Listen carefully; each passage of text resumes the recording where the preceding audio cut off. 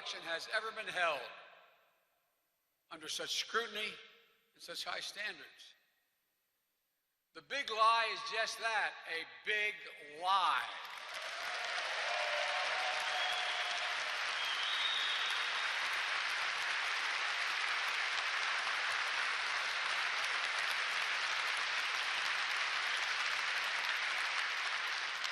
The 2020 election, it's not hyperbole, suggests the most examined and the fullest expression of the will of the people in the history of this nation.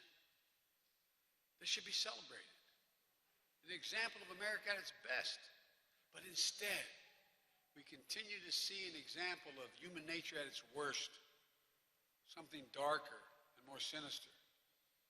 In America, if you lose, you accept the results. You follow the Constitution. You try again. You don't call facts fake and then try to bring down the American experiment just because you're unhappy. That's not statesmanship.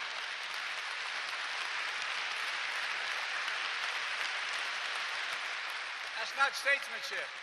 That's selfishness. That's not democracy. It's a denial of the right to vote. It suppresses. It subjugates.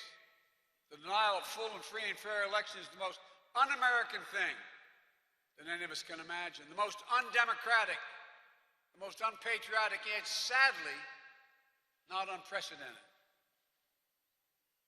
From denying enslaved people full citizenship until the 13th, 14th, and 15th Amendments after the Civil War, to denying women the right to vote until the 19th Amendment 100 years ago, to poll taxes and literacy tests and the Ku Klux Klan campaigns of violence and terror that lasted into the 50s and 60s, to the Supreme Court decision in 2013, and then again just 2 weeks ago, a decision that weakened the landmark Voting Rights Act, to the willful attacks, election attacks in 2020, and then to a whole other level of threat, the violence and the deadly insurrection on the Capitol on January 6th. I just got back from Europe, speaking to the G7 and the NATO.